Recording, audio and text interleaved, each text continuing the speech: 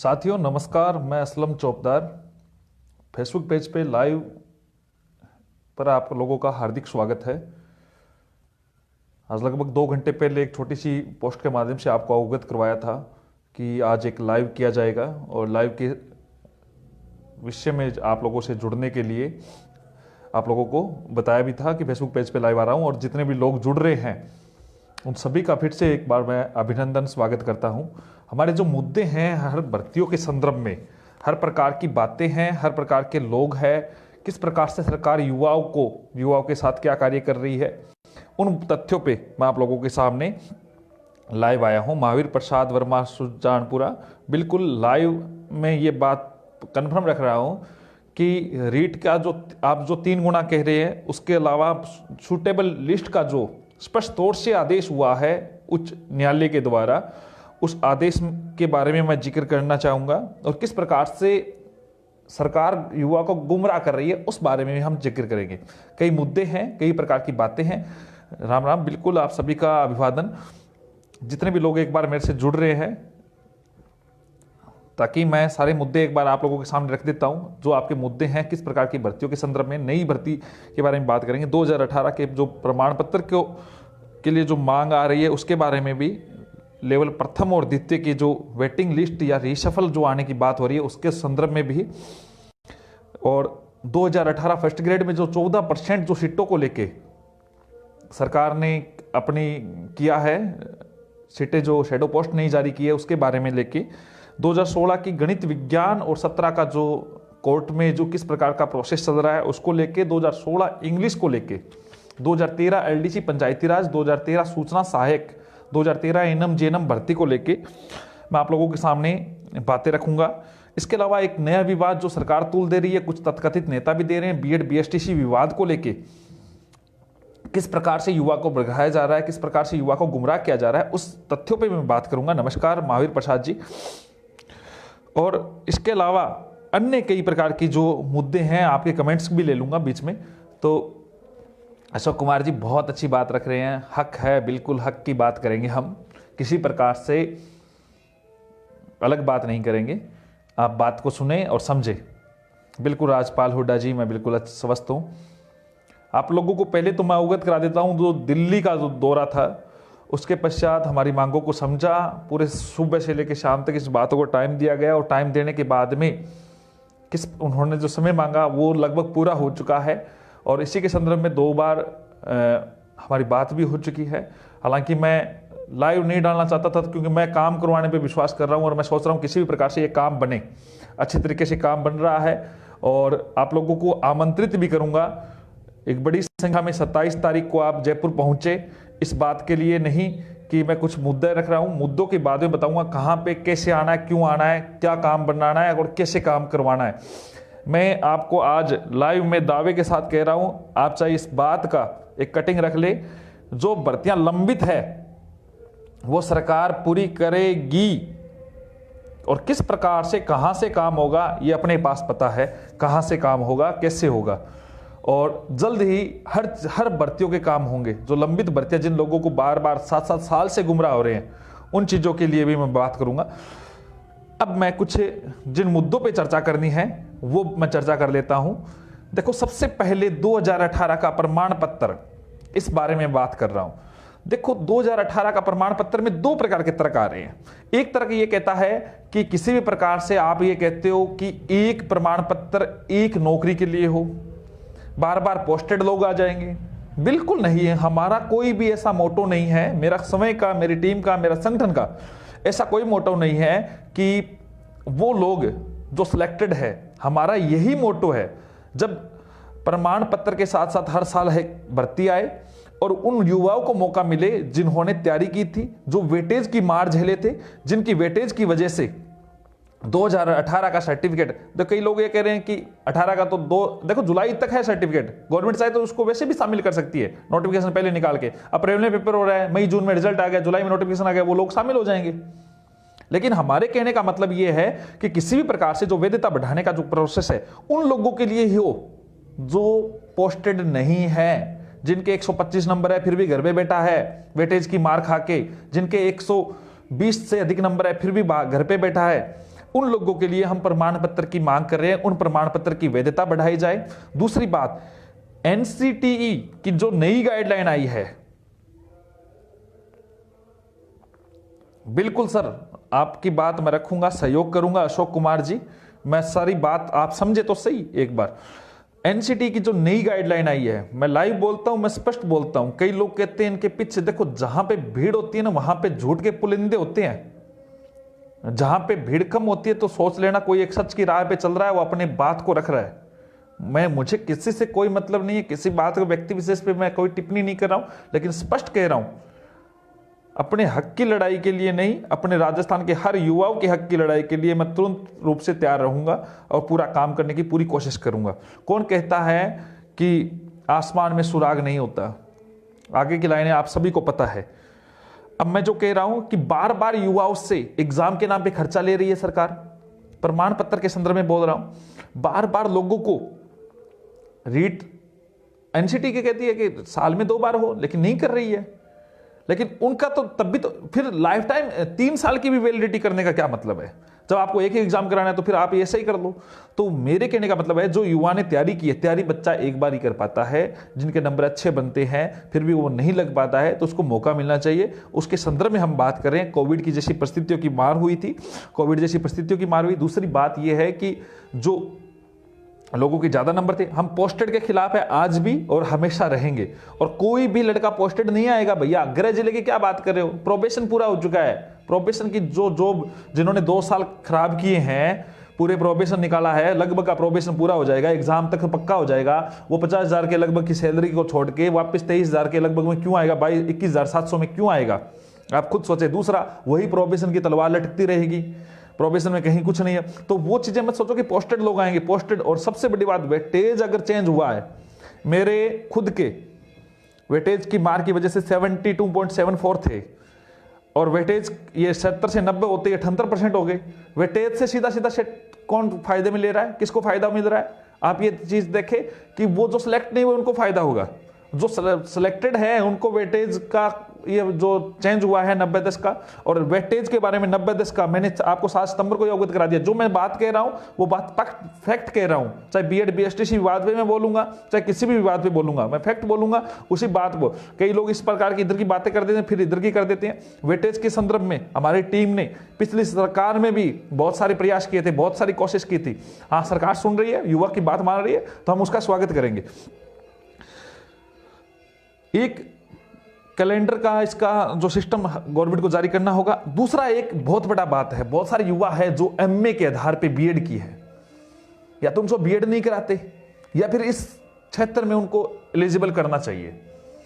UP में हो चुका है, राजस्थान में भी एमए आधार पे बीएड। और मैं एमए के आधार पे जो बीएड वाले जो स्टूडेंट हैं उनको 27 तारीख को आप पहुंचे, समय स्थान मैं बता दूंगा, मुझे कॉल कर ले, और लगभग मैं पोस्ट डाल दूंगा फेसबुक पेज पे या ट्विटर अकाउंट पे। आप ट्विटर का लिंक भी मैंने इसलिए पोस्ट में डलवाया है अभी मेरी टीम से। हाँ, ट्विटर का जो लिंक डाल दिया गया है, तो इसलिए ट्विटर पे मैं सूचना दे दूंगा। आप ज़्यादा से ज़्यादा ट्विटर पे जुड़े रहे, या फिर फेसबुक अकाउंट पे मैं अपना आपको सूचना कर दूंगा। एमए के आधार पर 27 तारीख को एक मैं कोशिश करूंगा आपकी बात को प्रमुखता से रखा जाऊँ, और इस बात को सरकार मानेगी, समझेगी। क्योंकि लोगों के बहुत सारे लोगों ने बीए के बेस पे बीएड नहीं कर पाए, फिर एमए की 2 साल खराब किए, फिर बीएड की, फिर रुपए लगे, अब तैयारी भी की, फिर उनको बाहर किया जा रहा है। तो एमए के आधार पे लोगों को प्राथमिकता दी जाए, इस प्रकार की हमारी कोशिश है, और हम कामयाब भी होंगे। अगर आप लोग साथ देंगे तो मैं पूरी कोशिश करूंगा। दूसरी बात, अब 2 बहुत बड़ा विवाद है। देखो, ये मेरा कोई निजी स्वार्थ नहीं है जिस विवाद पे मैं बात कर रहा हूं, लेकिन सच है सरकार सिर्फ ये चाह रही है किसी भी प्रकार की व्यक्ति को नौकरी ना दी जाए, चाहे जितना लेट हो। हमारे सूबे के मुख्यमंत्री जी तो ये चाहते हैं एक दिन अगर लेट ज्वाइनिंग हो तो 1 दिन की सैलरी बचेगी। मैं बात कर रहा हूं 2018 लेवल प्रथम और द्वितीय की थर्ड लिस्ट इसलिए बोल रहा हूं, वेटिंग बोल दूंगा तो रीसफल वाले नाराज, रीसफल बोल दूंगा तो वेटिंग वाले नाराज। लेकिन एक बात फैक्ट से सुने, 2 आदेश हुआ है, एक जटाशंकर के नाम से, एक राजू राम के नाम से। जटाशंकर वाला आदेश कहता है वेटिंग निकाले, जिसमें एलडीसी के मामले में था, और उसमें 1.5 गुना ऑलरेडी वेटिंग निकल चुकी थी। लेकिन जो राजूराम वाला आदेश है वो कहता है 1 गुना सीट पे बार बार कितनी बार भी रीशफल होना चाहिए। और नियम ये कहता है नॉन ज्वाइनर पे वेटिंग आएगी और अपात्र और डॉक्यूमेंट वेरिफिकेशन में जो पहुंचे नहीं है उस पर रीशफल आएगा। सरकार क्या गेम खेल रही है देखो, सरकार ने और कुछ चुनिंदा सरकार के नुमाइंदों ने भी गेम खेला है। सरकार गेम क्या खेल रही है, सरकार क्या कह रही है कि इस भर्ती को नौकरी देनी पड़ेगी, युवा का विरोध है, चुनाव आ रहे हैं, उपचुनाव भी आएंगे, पंचायती राज चुनाव भी आएंगे, नगर निकाय के चुनाव आएंगे, कैसे भी राजी करे गोली दे। और गोली देने के लिए उन्होंने क्या कह दिया, हाँ वेटिंग आ रही है, रीशफल आ रहा है, आपकी 3rd लिस्ट जारी कर दी जाएगी। राजी हो गए, खुश हो गए। 1 गुना वेटिंग लिस्ट अगर आती है तो किसी भी युवाओं का भला नहीं होगा, नाम मात्र गिने चुने के होंगे जिसकी सीट। कोर्ट का स्पष्ट तौर से आदेश है सूटेबल कैंडिडेट का चयन हो और अंतिम पद भरा जाए। जबकि 2018 वाले लोगों के साथ एक खिलवाड़ हो रहा है। भाइयों समझ लो, सोच लो, सुन लो। अगर सरकार को आपको नौकरी देनी है तो इस आदेश को अटकाने खुद का कुछ नहीं मामला है इस मैटर में, लेकिन मैं आपको स्पष्ट इसलिए कह रहा हूं इसको आदेश अगर देखो नॉन ज्वाइनर पे वेटिंग आए जितने पद है और अपात्र डॉक्यूमेंट वेरिफिकेशन के नाम मात्र की सीटें हैं, सरकार कह रही है अगर रीशफल कर दे तो डिस्ट्रिक्ट चेंज होता है। अरे डिस्ट्रिक्ट में ज्यादा फर्क नहीं पड़ रहा। और डिस्ट्रिक्ट चेंज होने में दिक्कत क्या होती है, पीछे भी किया था, पीछे भी तो किया था। अब दिक्कत बताऊं क्या आ रही है, अब दिक्कत ये नौकरी मिल जाएगी तो पैसे लगेंगे भाई। अब जो मैटर है जो मैं बता रहा हूं, जो मैटर है वो आप सब सही तरीके से समझे कि रीशफल से जो व्यक्ति चयनित रह जाता है, रीशफल नहीं होगा तो ओबीसी को फायदा होता है। रीशफल से ओबीसी को फायदा होता है और वेटिंग से जनरल को होता है। और यह सरकार को पता है कि इसी बेस पे भर्ती कोर्ट में जा सकती है 6 महीने 8 महीने। अरे पद नाम मात्र के 50-60 रीशफल के अगर पद होते तो कर दिया जाए, क्या दिक्कत है इसमें। अभी कोविड जैसी परिस्थितियां चल रही है, अगर टीचर इधर उधर हो रहा है, सहमति मांग रहे हो, टीचर कोई परेशान हो रहा है तो सहमति देगा। लेकिन इस वजह से निकाल के 6 महीने 8 महीने कोर्ट में अटका के लोगों को, कईयों को लगेगा हमारी नौकरी थी। अरे अब चेत जाओ, वेटिंग वालों खुश मत हो, कोर्ट में मैटर अटकेगा, कहानी गड़बड़ हो जाएगी। और रीशफल वाले से अनुरोध मैं ये कह रहा हूं कि जो पात्र है उनको नियुक्ति लेने दीजिए, किसी प्रकार से लोगों को प्रभावित ना हो। दूसरी बात, हमारा पहला प्रयास ये है कि अंतिम पद भरा जाए। अगर लिस्ट आ रही है तो 3 गुना 2 गुना आए। राजस्थान रोजगार महासंघ की पूरी टीम या तो 28 को या 29 को आपको बता दिया जाएगा, सभी लोग तैयार रहे, निदेशालय का घेराव किया जाएगा। उससे पहले लिस्ट नहीं आ रही है, हमारी पूरी कोशिश ये है कि सूटेबल कैंडिडेट का चयन हो, जो चयनित है उनसे परमिशन मांगी जाए कि वो आना चाहता नहीं आना चाहता। अगर रीशफल का प्रावधान है तो रीशफल हो, जितनी भी सीटें हैं उनको सार्वजनिक की जाए, किस प्रकार की किन की क्या सीटें खाली है, किसी भी प्रकार से, क्यों बाद में कोर्ट में देगी, लोगों को भ्रमित ना हो। हम निदेशालय का घेराव करेंगे इस 28 या 29 को, जो भी सूटेबल डेट होगी मैं आपको अवगत करा दूंगा। 27 को ज्यादा से ज्यादा आप जयपुर पहुंचे, मौज महल जयपुर सिक्कर रोड पे अजय माकन जी का प्रोग्राम है, गोविंद सिंह जी डोटासरा जी मौजूद होंगे। आपकी बात प्रमुखता से मैं रखूंगा, मेरी टीम रखेगी, ये बात आप अच्छे से समझे। अंतिम पद जब तक नहीं भरा जाता किसी का सिलेक्शन नहीं होना, किसी को संतुष्टि नहीं होनी है, ये वेटिंग चाहिए। और स्पष्ट तौर से राजूराम में आदेश है, राजूराम के ऑर्डर में बार बार रीशफल किया जाए जब तक पद ना भरा जाए। जनता सेक्रेटरी भी ये कहता है कि वेटिंग लिस्ट भी जारी हो। तो ये दोनों चीजों को फायदा हो, किसी के साथ खिलवाड़ ना हो, जिसकी वजह से भर्ती को पजल किया जा सके।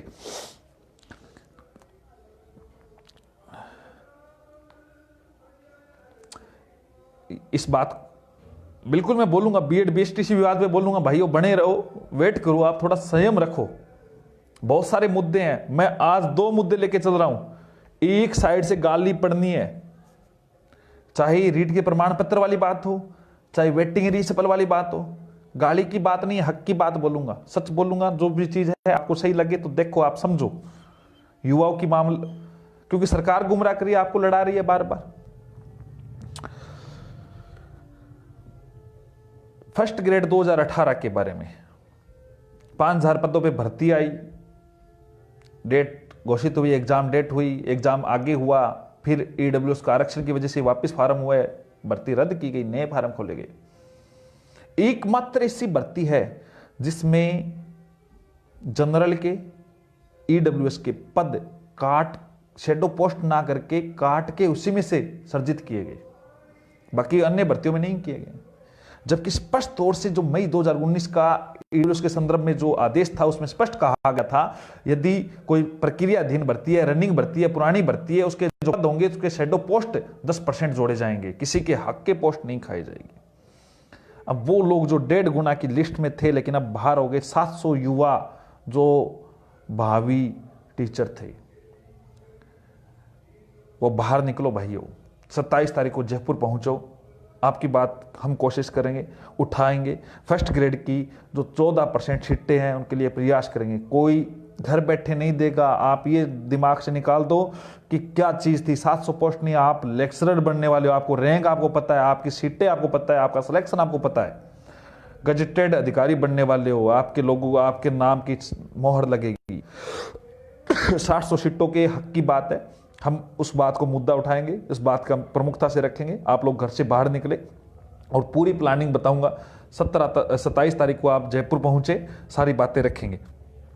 2016 गणित विज्ञान, 2017 संस्कृत विभाग गणित विज्ञान। 2016 के 2 केस है, दोनों ही रिफ्रेश केस में नहीं आ रहे, लेकिन एक 2016 का टीएसपी का हमने जो केस लगाया जिलेश कलाल का, उसमें नोटिस भेजा गया है और अब उसके साथ अटैच करवा के विमला देवी बेंदा के केस को साथ करवा के हम कोशिश कर रहे हैं कि उसमें तारीख मिल जाए और उसमें हियरिंग हो सके। जबकि 2017 का जो केस है मेरे खुद के नाम से डीबी में, आप लोगों को पता है गवर्नमेंट की तरफ से डिफेक्ट रिमूव नहीं किए गए थे, हम वो अब डिफेक्ट रिमूव हो चुके हैं गवर्नमेंट के वकील के द्वारा। 5 जनवरी को उस पर बहस होगी, कई लोग कह रहे हैं आदेश हो जाएंगे और हो जाएंगे, तो अभी आदेश होने में 1 या 2 हियरिंग लग सकती है। हमारी पूरी कोशिश है कि जल्द से जल्द आदेश हो और हम वही आदेश को दोहराने जा रहे हैं जो सिंगल बैच में लेके आए हैं। हमारी पूरी कोशिश ये है कि अंतिम पद भरे, सूटेबल कैंडिडेट का चयन हो, कंप्यूटर जनरेट जो सीटें हैं उनको ना माना जाए। ये एक मिसाल पेश की गई थी, हमेशा ही रहेगा ये आदेश, लोगों के माइंड में भी रहेगा, मेरे खुद के नाम से था और यही आदेश अब डीबी में भी उम्मीद है होगा। हम पूरी कोशिश कर रहे हैं, हमारी तरफ से पूरी इस पे प्लान भी किया जा रहा है, कोशिश भी की जा रही है। बहुत सारी बातें आउट नहीं कर रहा, वो बात एक अलग है। 2016 इंग्लिश, आपकी बात हमने प्रमुखता से रखी थी।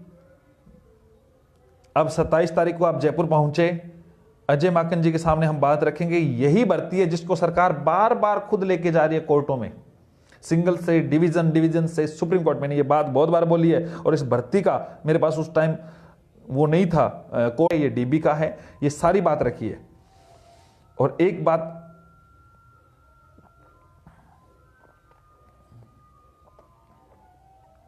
(2016) की आप इस बात को समझे। 27 को पहुंचे, 2 भर्तियां बड़ी नाम आता है, युवा बहुत है लेकिन बाहर नहीं निकलता है। सूचना सहायक 2013, हम टाइम लेने की पूरी कोशिश करें, आपका पूरा कोऑपरेट मिल रहा है मुझे। सूचना सहायक 2013 के अभ्यर्थी और एलडीसी पंचायती राज 2013 के भर्ती। देखो 7 साल से आप रो रहे हैं, खोने के लिए आपके पास कुछ नहीं, 8वां साल लग जाएगा 5-7 दिन बाद में। आप लोगों को यह लगता है केस लग जाएगा, आप लोगों को यह लगता है अरे किस केस से डर रहे हो, आपको केस से तो डर लग रहा है और सर्टिफिकेट लेके बैठे हो हमारा सिलेक्शन हो जाएगा। स्वाभिमान की लड़ाई में योद्धा खुद चल के आता है, बुलावे नहीं भेजे जाते हैं। खुद की लड़ाई है और दूसरों से उम्मीद पाल रहे हो। 27 तारीख को ज्यादा से ज्यादा पहुंचो आप जयपुर, हम कोशिश करेंगे, हमारी टीम कोशिश करेगी। कौन कहता है काम नहीं होता, काम होगा, 100% होगा। और उपचुनाव आने वाले हैं, उसमें आपको मैं दिखाऊंगा किस प्रकार से कैसे काम होता है, कहां से काम होता है। खींचना पड़ता है काम को, घर बैठे काम नहीं होगा। एलडीसी पंचायती राज आप पंचायती करते रह जाओगे, वरना 10,029 पदों पे जो सीएम साहब ने घोषणा, अरे बड़ी बात है, सीएम साहब ने आपके लिए लिखा है, आपके काम भी होगा। अब आप लोग 27 तारीख को एक बार समय दें, मैं सारी बातें आपके सामने रखने की कोशिश करूंगा। 2018 के संदर्भ में आप बाकी जो पुराने जो लोग हैं वो या तो पूरा वीडियो देख ले। हाँ, 2016 का मैटर सर मैं रख नहीं पाया, स्वरूप सिंह जी आप मुझे व्यक्तिगत कॉल करें, मैं आपको इस बात पे सारी बातें रखने की कोशिश करूंगा। वैधता के बारे में जी मैं बोल चुका हूं। अब जो मुद्दा है वो नई भर्ती के बारे में, विवादों को लेकर सरकार की जो नीतियां हैं, आप लोगों को पता है उस आंदोलन को शांत करने के लिए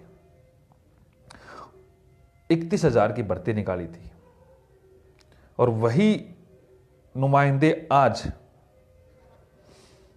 युवाओं के सामने कोई भर्ती का जिक्र नहीं किया। 2 अगस्त लगातार झांसा पे झांसे दिए जा रहे हैं। अब इनका जो प्राथमिकता थी कि किस प्रकार से भर्ती को उलझाए, कोशिश देखो युवा को खुश किया जा रहा है। वेटेज का हमने बोला था 90-10 होगा, शायद सितंबर में मैंने पोस्ट डाल दी थी और उससे पहले भी मैं बोल चुका हूं, आप मेरे पुराने वीडियो देख ले, उनमें मैं स्पष्ट बोल चुका हूं कि 90-10 वेटेज होगा, 90-10 वेटेज होगा।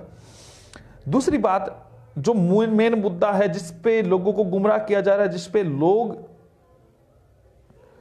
पे लोग प्रभावित हो रहे हैं,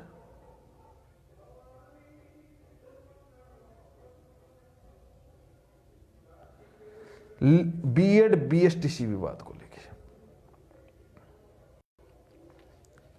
एनसीटी की जो गाइडलाइन थी, जिसमें आप लोगों को पता है एक नया सुधार हुआ। 2011 की बात कर रहा हूं क्योंकि आप कई लोग बीएसटीसी वाले, बीएड वाले, मेरा कोई निजी लाभ नहीं है इस चीज से। एक बात ध्यान करें, मैं जो बोलूंगा वो फैक्ट बोल रहा हूं। कई लोगों को लगेगा हमारे खिलाफ बोल रहा है, कई लोगों को लगेगा हमारे पक्ष में बोल रहा है। मैं सच बोल रहा हूं, गुमराह होने से बचना। 2011 में मैंने बीएड कर चुका था। 2011 में बीएड वाले बाहर हुए थे बीएस लेवल फर्स्ट से, और उसका स्पष्ट तौर से कारण क्या था, एनसीटी की जो गाइडलाइन थी उसमें था कि लेवल फर्स्ट में बीएड वाले नहीं बैठेंगे। कोर्ट से भी हारे। अब जो नई गाइडलाइन आई उसमें स्पष्ट तौर से लिखा आ गया कि एनसीटी की नई जो गाइडलाइन है उसके अनुसार लेवल प्रथम में बीएड वाले शामिल होंगे, लेकिन उनको 6 माह का ब्रिज कोर्स करना अनिवार्य होगा। इसके संदर्भ में कई वाद हुए, विवाद हुए, कई राज्यों की भर्तियां हुई, और उन्हीं के संदर्भ में उत्तर प्रदेश की एक भर्ती थी, भानु प्रताप नाम से एक याचिका लगी जिसका सिविल्स नंबर है 3307 और /2020 की।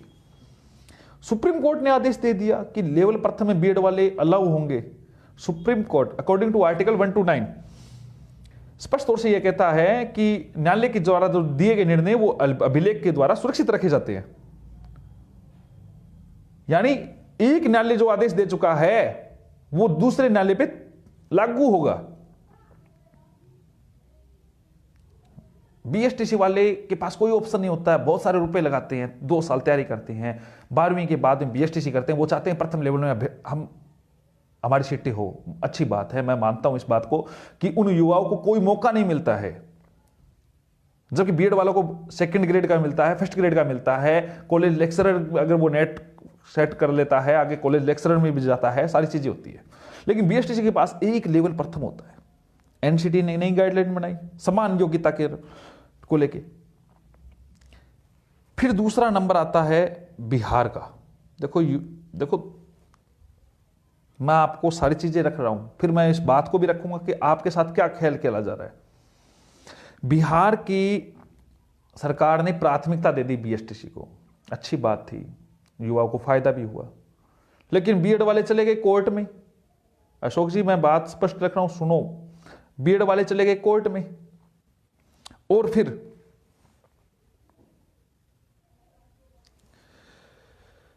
हरिराम नाम से एक आदेश हुआ है, उसमें उनको कहा गया समान मेरिट बनाई जाए बीएड बीएसटीसी की, अलग नहीं, बीएड वालों को शामिल किया।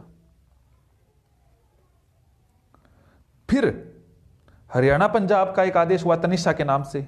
हरिराम का जो पटना वाला है, कई लोग पटना हाईकोर्ट का हवाला देते हैं, तो मैं बता देता हूं, पटना का सिविल्स नंबर है 6670/2020, और तनिषा नाम से हरियाणा पंजाब का कोर्ट ने आदेश दिया है 20,832/2020 सिविल्स नंबर है। अरे जब सुप्रीम कोर्ट बोल चुका है, जब हाई कोर्ट बोल चुका है, तो राजस्थान का हाई कोर्ट अपने आप बोलेगा। इसके अलावा कई राज्यों में नियुक्ति दे चुके हैं, जैसे सीटेट में दे चुकी है, केवीएस में दे चुका है, एनवीएस में दे चुका है, डीएसएसबी का नया नोटिफिकेशन में हो चुका है। मध्य प्रदेश में सीधा कर दिया है, उत्तराखंड में सीधा अलाउ कर दिया बीएड वालों को, पंजाब में सीधी नियुक्ति दी जा चुकी है। अब बात यह है कि राजस्थान में क्या होगा, क्योंकि राजस्थान में एक गैंग को सक्रिय किया जाएगा, बीएसटीसी वालों के सामने रखा जाएगा। इधर बीएड वाला एक पक्ष बन जाएगा। देखो मैं निष्पक्ष बोल रहा हूं, इस बात को समझे। एक बीएड का धड़ा बन जाएगा, एक बीएसटीसी का। फायदा हो जाएगा गवर्नमेंट का। 6 महीने भर्ती लेट हो जाएगी, 8 महीने भर्ती लेट हो जाएगी, कोई स्टे ले आएगा, कोई रोक देगा। लेकिन स्पष्ट तौर से ये मैं आपको आज ही बता देता हूं, स्पष्ट कर देता हूं कि कई लोगों को बात खराब लग सकती है, लेकिन स्पष्ट तौर से यही है। अंतिम रूप से विज्ञापन में एक बात लिखी हुई आ रही है, आज मैं बता देता हूं, उसके बाद में आप विचार कर लेना। विज्ञापन में एक बात लिखी हुई आ रही है कि लेवल प्रथम में बीएड वाले अलाउ है, और एक नोट डाल के ये भी लिखा है उस पर नियुक्ति के लिए विचार किया जाएगा। ये भी बात लिखी हुई है। अब आप कह रहे हो कि मैं क्या कर रहा हूं, क्या नहीं कर रहा हूं, वो बात छोड़ो।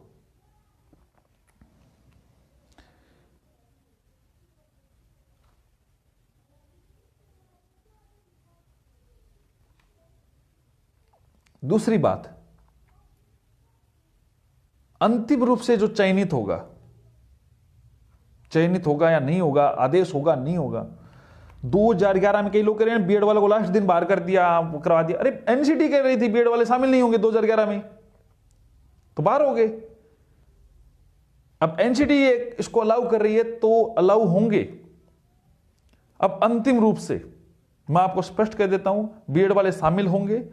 और किसी भी प्रकार से मैं किसी के खिलाफ की बात नहीं कर रहा हूं। यहां पे गैंग बनेगी, बीएसटीसी में भी गैंग बनेगी, बीएड में भी गैंग बनेगी, रुपए इकट्ठे करेंगे। मैंने कल एक स्क्रीनशॉट देखा कि विज्ञान सान 5 लाख रुपए ले रहा है। अरे विज्ञान सा की इतनी फीस नहीं है, युवा को यहीं से झूठ का सामना किया जा रहा है। अरे कम से कम शर्म तो करो। आप लोगों को झूठ भी बोल रहे हो, गलत मैसेज भी जा रहे हो, आप उनको ये कह आपका हक खाया जा रहा है, इस प्रकार की बात बिल्कुल मैं मानता हूं। बीएसटीसी वाले के साथ गलत बात हो रही है। बीएसटीसी जिन्होंने किए उनके पास कोई और ऑप्शन नहीं है, लेकिन आप सच्चाई के साथ लड़े। मैं चाहता हूं कि प्राथमिकता मिले, सरकार इस चीज का काम करे कि युवा भ्रमित ना हो, युवा गुमराह ना हो, युवाओं के रुपए ना लगे। अब दूसरी बात, नोटिफिकेशन में जब आ रहा है, नोटिफिकेशन में जब बीएड वालों को शामिल करेंगी तो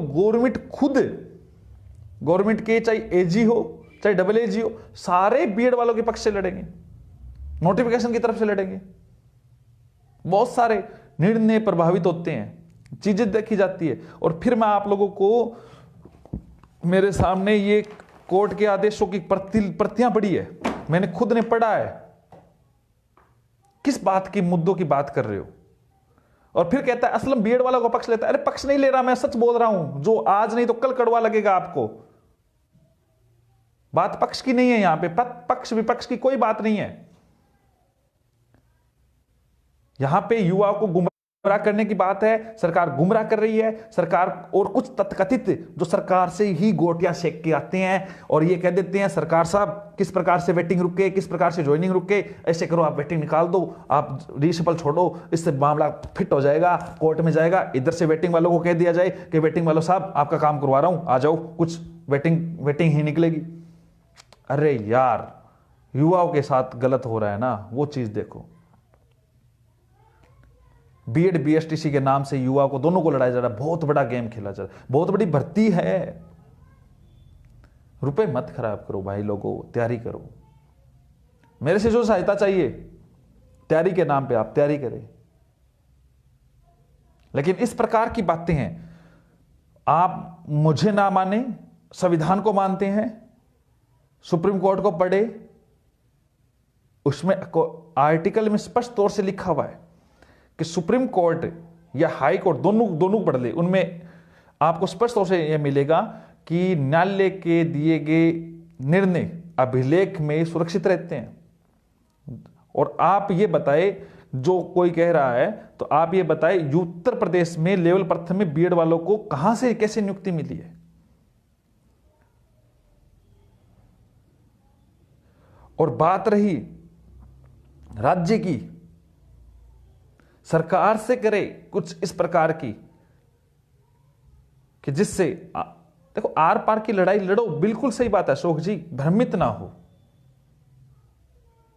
अगर सच बात आती ना, सच बात की बात आती तो यहां पे मैं खुद ये मन से कह रहा हूं, सच कह रहा हूं कि लेवल प्रथम में बीएसटीसी वालों को मौका मिलना चाहिए था, केवल क्योंकि उनके पास कोई ऑप्शन नहीं है।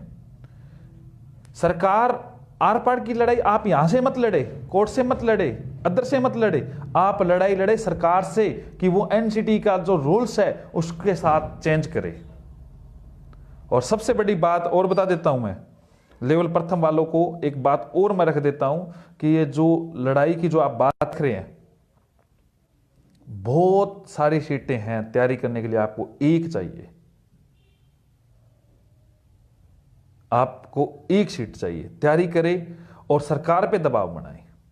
ये एनसीटी पे ये मामला छोटा नहीं है, बहुत सारे राज्यों का है, बहुत सारी चीजों में सेट किया गया है, बहुत सारी नई शिक्षा नीति भी आ रही है। आपने विरोध किया क्या नहीं किया, ये चीजें मैटर नहीं करती है। कौन साथ है कौन खिलाफ है फर्क नहीं पड़ता है, सच बोल रहा हूं, सच की बात है। और बीएसटीसी के स्टूडेंट को एक और बताऊं अंदर की बात, जिसके चक्कर में आप पड़े हो सबसे ज्यादा काम खराब उसी ने किया है। कड़वा है लेकिन सच है, अंदर कुछ और बाहर कुछ और, कोई मतलब नहीं है, कोई मतलब नहीं है उसको, जिसके चक्कर में आप पड़े हो। क्यों खराब हो रहे हो आज ही बता रहा हूं।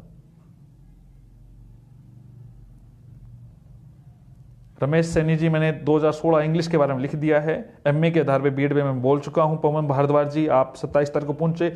अब साथियों आपके कमेंट में पढ़ रहा हूं, उसके जवाब दूंगा 5 मिनट के लिए। आप कोई कमेंट करना चाहे उसका जवाब दूंगा।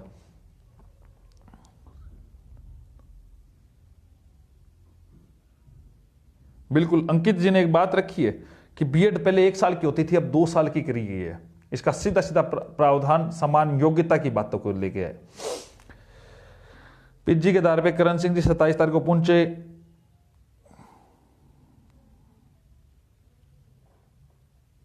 ओम प्रकाश जी, सच बताऊं क्या, आप मेरे से एक बार मिलो, मैं आपको सच बताता हूं इस मैटर पे भी। रीट प्रमाण पत्र की वैधता के बारे में बोल चुका हूं। मैं कह रहा हूं आज मैं 4 मुद्दों पे बोला हूं, चारों मुद्दों पे 2 पक्ष है।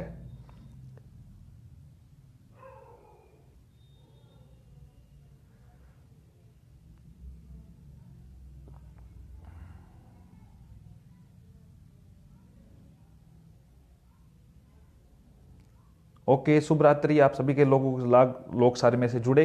27 तारीख को आप जयपुर मिले, जयपुर में समय स्थान वगैरह सब कुछ बता दिया जाएगा।